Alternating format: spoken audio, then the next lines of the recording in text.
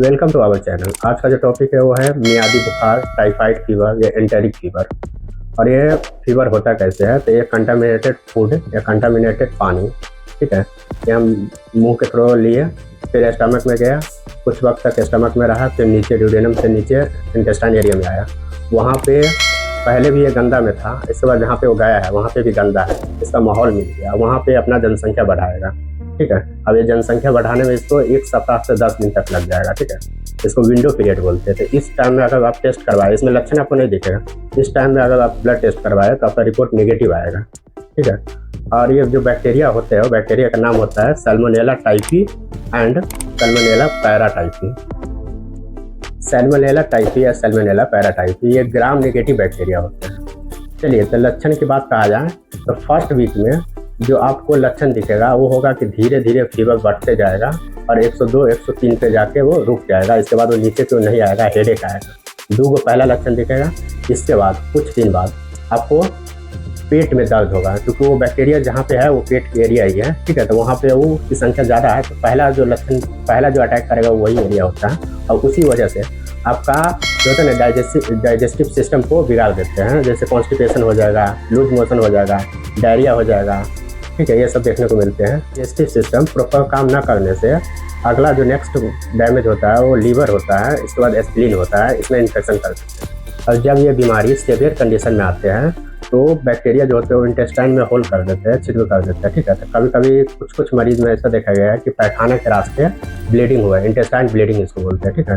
तो वो स्टूल के थ्रू ब्लड पास भी करवा देते हैं। इन सब कारणों से जो टाइफाइड में सीवियर कंडीशन हो, या स्टार्टिंग में भी बोलते हैं कि मुलायम खाना खाने को, क्योंकि जो डाइजेस्टिव सिस्टम होता है उसको कमज़ोर कर दिया रहता है। चलिए, तो इसको डायग्नोस करने के लिए स्पेशली 2 टेस्ट बना गया है। एक होता है एंटीजन, दूसरा होता है एंटीबॉडी, ठीक है। एंटीजन मतलब बीमारी के साथ में आया है, ठीक है। तो एंटीजन डिटेक्ट करने के लिए हम लोग विडाल टेस्ट करते हैं, ठीक है।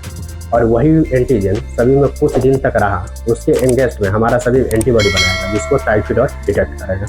टाइफाइड कार्ड से भी कर सकते हैं, एलाइजा से भी कर सकते हैं। कार्ड में क्या है कि क्वांटिटी ज़्यादा रहेगा तो डिटेक्ट होगा, एलाइजा में क्या है कि क्वांटिटी कम भी रहेगा, तो नॉर्मल रेंज के हिसाब से अगर वो बढ़ गया तो उससे पता चलता है। चलिए, तो टेस्ट स्टार्ट करते हैं। पहले हम विडाल टेस्ट करेंगे, जो कि स्लाइड मेथड से करेंगे, एग्लूटिनेशन देखेंगे।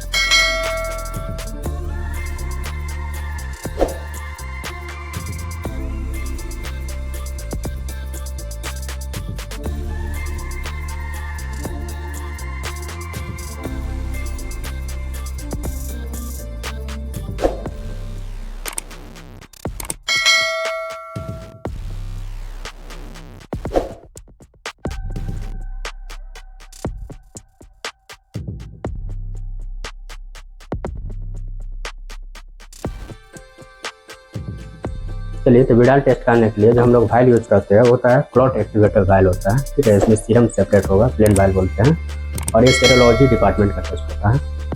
तो यहाँ पे इसको 10 मिनट के लिए सेंट्रीफ्यूज करेंगे। 1500 RPM से 10 मिनट के लिए सेट कर दिया है।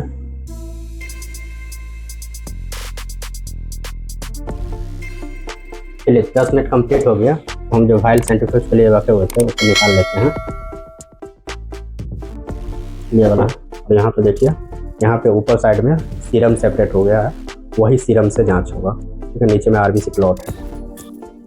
चलिए, तो विडाल टेस्ट करने के लिए हम लोग जो किट यूज करने वाला है वो ये है, ठीक है। इसको ओपन करेंगे, इसका लिटरेचर है, लिटरेचर उसको देख लेंगे एक बार, एग्लूटिनेशन का क्या प्रोसेस है।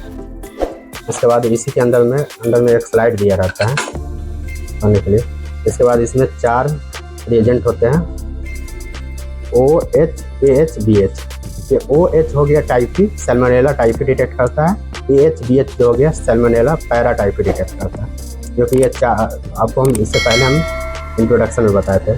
जो बैक्टीरिया होते हैं वो सैल्मोनेला टाइफी भी होते हैं, सैल्मोनेला पैराटाइफी भी होते हैं। चलिए, तो हम ड्रॉपर से सीरम निकाल लेते हैं और एक बूंद रखना है, ठीक है। तो ये हो गया O के लिए, ये हो गया H के लिए, ये हो गया AH के लिए, ये BH के लिए। ड्रॉप ले लिया। इसके बाद यहाँ पे रिएजेंट, ये देखिए सैल्मोनेला टाइफी O एंटीजन है, तो डिटेक्ट करेगा ये।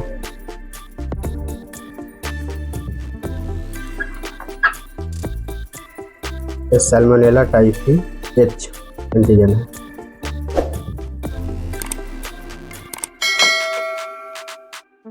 ये है सैल्मोनेला पैराटाइफी AH।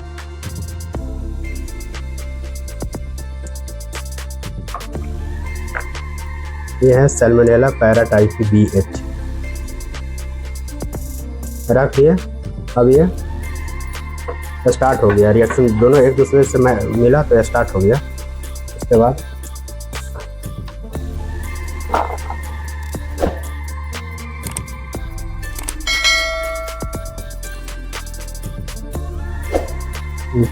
चलिए तो इसको मिक्स करेंगे। एक गोला है उसके अंदर में रहना चाहिए।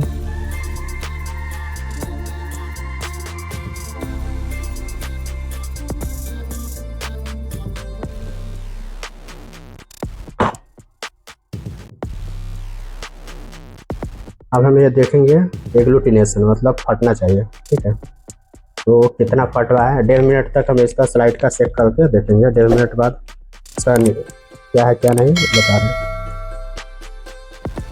चलिए तो यहाँ पे OHAHBH, ठीक है, तो यहाँ पे कोई एक फट गया या एग्लूटिनेशन हो गया तो पॉजिटिव है। ठीक है, तो यहाँ पे O पूरी तरह से फट गया है, 35 सेकंड में पूरी तरह से एग्लूटिनेशन दिख गया था। तो यहाँ चलिए तो विडाल हो चुका है। टाइफी डॉट करेंगे। तो टाइफी डॉट करने के लिए देखिए हमारे पास सिटी की कंपनी का किट है, इसका लिटरेचर निकालेंगे। अब इसी के अकॉर्डिंग करेंगे। उसके लिए हमारे पास ये ब्लड सैंपल है, क्लॉट एक्टिवेटर। इसको पहले सेंट्रीफ्यूज करेंगे 10 मिनट के लिए।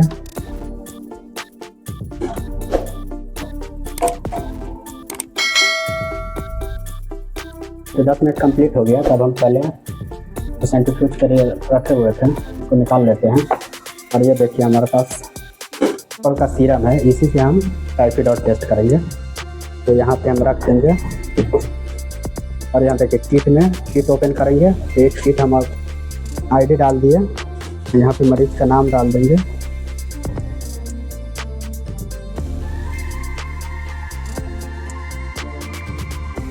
और इसके बाद हम प्रोसीजर में देखेंगे कि क्या लिखा है। जैसे टाइफी डॉट का जो प्रोसीजर दिया है वो दिया है कि यहाँ पे एक निकालना है, रूम टेम्परेचर पे रखना है किट को। इसके बाद उसको फाड़ना है, तो इसके बाद उस पर ID डालना है। अब इसके बाद सब कुछ होने के बाद इस पर रखना है कि एक ड्रॉप सीरम, स्पेसिमेन जो होता है सीरम, एक ड्रॉप हम सीरम देंगे।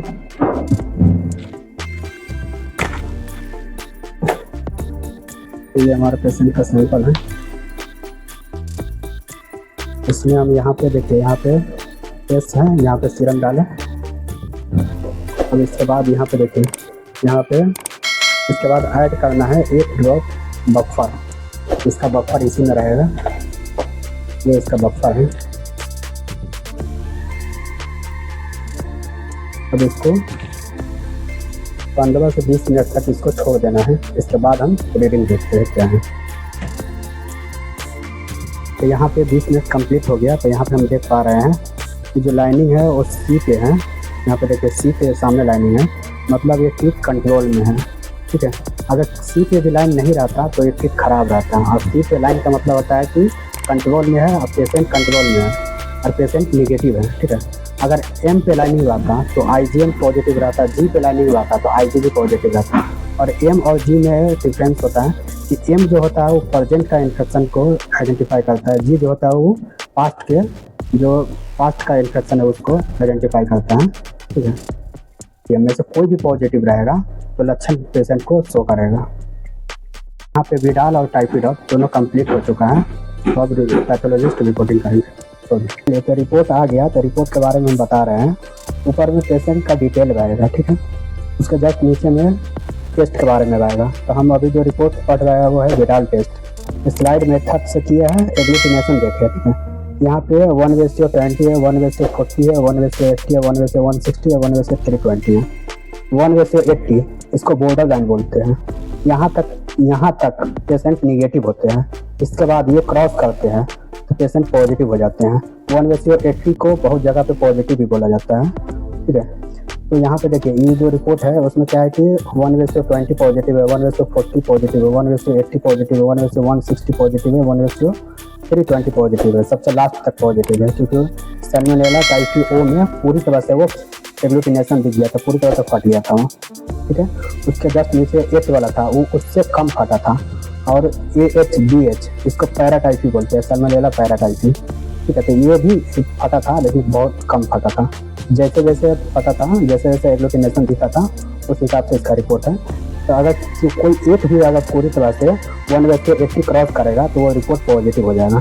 तो इस मरीज का एंटीजन टेस्ट बोलते हैं, जो बीमारी के साथ में आते हैं, और इसका पॉजिटिव आने के लिए आपको 2 या 3 दिन तक आपको लक्षण शरीर में दिखेगा, इसके बाद ये पॉजिटिव देखने को मिलते हैं। तो रिपोर्टिंग हो चुका है, डॉक्टर साहब रिपोर्टिंग कर चुके हैं, तो रिपोर्ट के बारे में बता रहे हैं कि ये जो रिपोर्ट है, टेस्ट है, वो है आपका टाइफाइड, ठीक है, जो टाइफाइड एंटीबॉडी के नाम से भी जाने जाते हैं। इसका IgG IgM होता है, ठीक है। तो यहाँ पे इसका रिजल्ट में है कि IgG -V एंड IgM-V, मतलब IgG निगेटिव वैल्यू है और IgM निगेटिव वैल्यू है, ठीक है। तो ये पेशेंट निगेटिव है। और ये जो एंटीबॉडी टेस्ट होते हैं, ये अपने शरीर में बीमारी के अगेंस्ट में अपना बॉडी बनाते हैं, जो कि बनाने में लगभग एक सप्ताह का टाइम लग जाता है, या किसी मरीज में जो बार बार टाइफाइड रिपीट होते रहते हैं, तो उस केस में आपको पॉजिटिव देखने को मिलेगा, या तो लंबे टाइम से उसको टाइफाइड है तो उस केस में भी आपको देखने को मिलते हैं पॉजिटिव। तो कंप्लीट हो गया। अगर इससे बचना चाहते हैं टाइफाइड जैसी बीमारी से, तो आपका स्वच्छ पानी पीना होगा, स्वच्छ भोजन करना होगा, ठीक है।